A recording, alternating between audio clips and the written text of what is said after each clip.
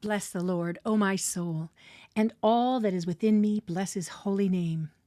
Bless the Lord, O my soul, and forget none of his benefits, who pardons all your iniquities, who heals all your diseases, who redeems your life from the pit, who crowns you with loving kindness and compassion. Genesis chapter 1.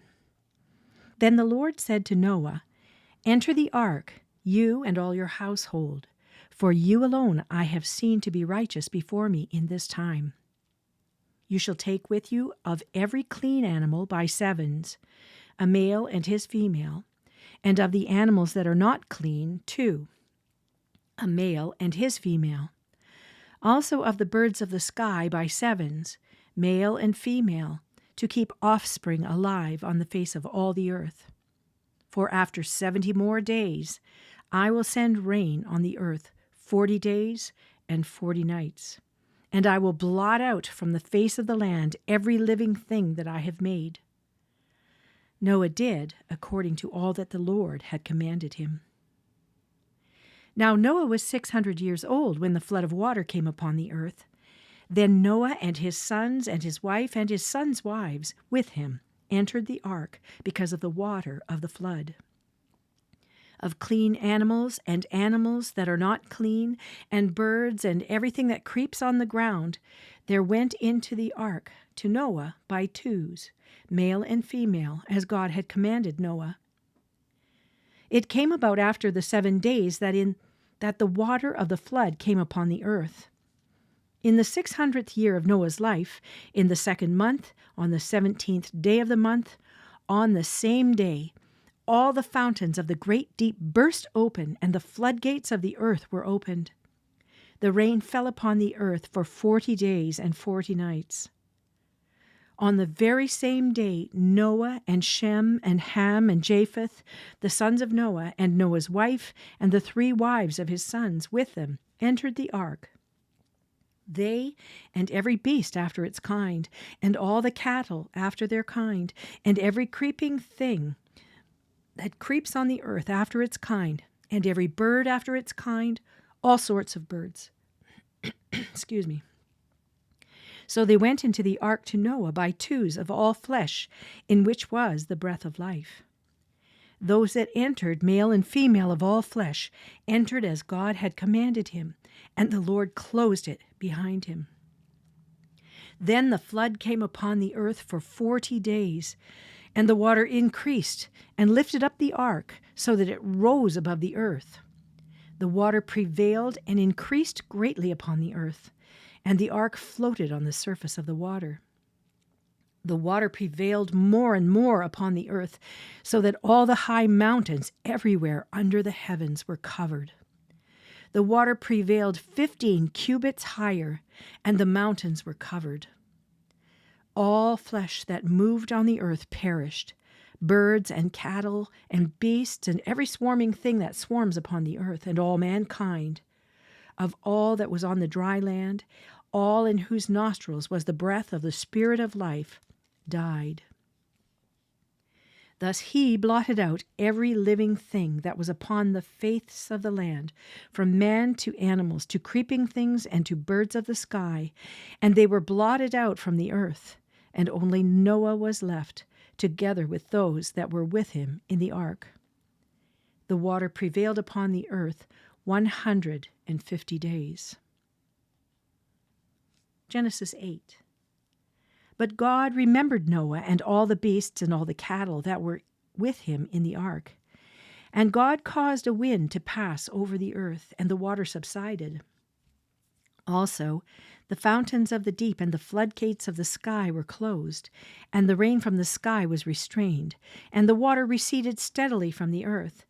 And at the end of 150 days the water decreased. In the 7th month, on the 17th day of the month, the ark rested upon the mountains of Ararat. The water decreased steadily until the 10th month. In the 10th month, on the 1st day of the month, the tops of the mountains became visible. Then it came about, at the end of 40 days, that Noah opened the window of the ark which he had made, and he sent out a raven, and it flew here and there until the water was dried up from the earth. Then he sent out a dove from him, to see if the water was abated from the face of the land. But the dove found no resting place for the sole of her foot.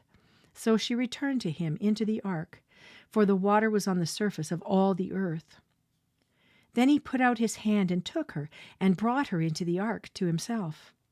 So he waited yet another 7 days, and again he set out the dove from the ark.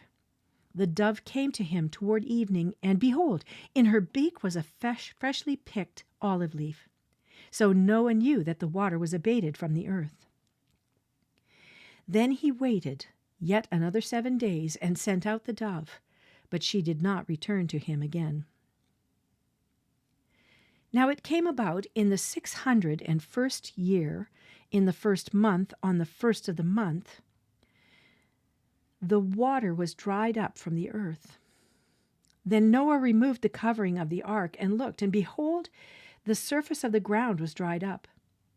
In the 2nd month, on the 27th day of the month, the earth was dry. Then God spoke to Noah, saying, "Go out of the ark, you and your wife, and your sons' wives with you. Bring out with you every living thing of all flesh that is with you, birds and animals, and every creeping thing that creeps on the earth, that they may breed abundantly on the earth, and be fruitful and multiply on the earth." So Noah went out, and his sons, and his wife, and his sons' wives with him. Every beast, every creeping thing, and every bird, everything that moves on the earth, went out by their families from the ark. Then Noah built an altar to the Lord, and took of every clean animal and of every clean bird, and offered burnt offerings on the altar. The Lord smelled the soothing aroma, and the Lord said to himself, "I will never again curse the ground on account of man. For the intent of man's heart is evil from his youth. And I will never again destroy every living thing as I have done. While the earth remains, seed time and harvest, and cold and heat, and summer and winter, and day and night shall not cease." Psalm chapter 3, verses 1 to 4, a psalm of David when he fled from Absalom, his son. O Lord, how my adversaries have increased. Many are rising up against me. Many are saying of my soul, "There's no deliverance for him in God." Selah. But you, O Lord, are a shield about me, my glory, and the one who lifts my head. I was crying to the Lord with my voice, and he answered me from his holy mountain. Selah. Proverbs chapter 1, verses 20 to 22. Wisdom shouts in the street. She lifts her voice in the square. At the head of the noisy street, she cries out. At the entrance of the gates in the city, she utters her sayings. How long, O naive ones, will you love being simple-minded? And scoffers delight themselves in scoffing, and fools hate knowledge. Matthew chapter 4, verses 1 to 25. Then Jesus was led up by the Spirit into the wilderness to be tempted by the devil. And after he had fasted 40 days and 40 nights, he then became hungry. And the tempter came and said to him, "If you are the Son of God, command that these stones become bread."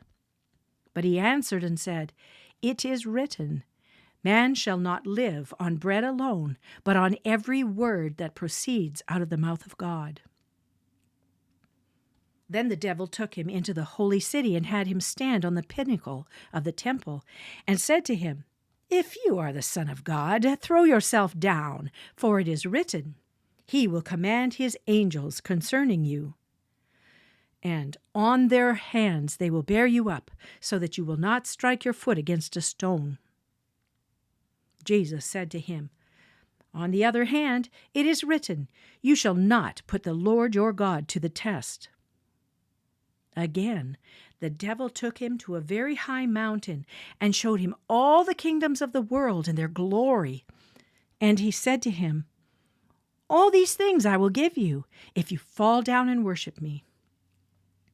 Then Jesus said to him, "Go, Satan, for it is written, 'You shall worship the Lord your God and serve him only.'" Then the devil left him, and behold, angels came and began to minister to him. Now when Jesus heard that John had been taken into custody, he withdrew into Galilee, and leaving Nazareth, he came and settled in Capernaum, which is by the sea, in the region of Zebulun and Naphtali.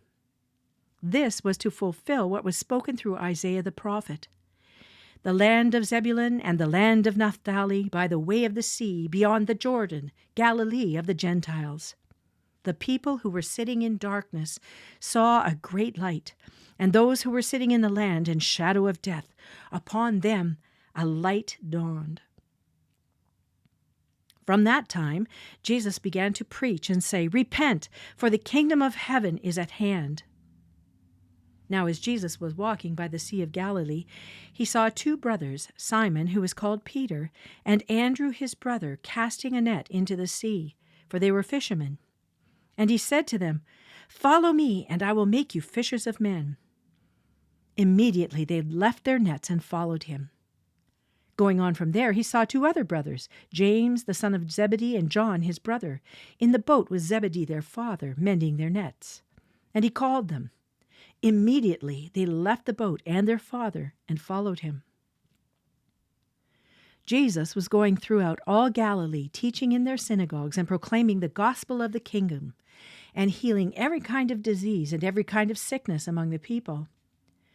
The news about him spread throughout all Syria, and they brought to him all who were ill, those suffering with various diseases and pains, demoniacs, epileptics, paralytics, and he healed them. Large crowds followed him from Galilee and the Decapolis and Jerusalem and Judea and from beyond the Jordan.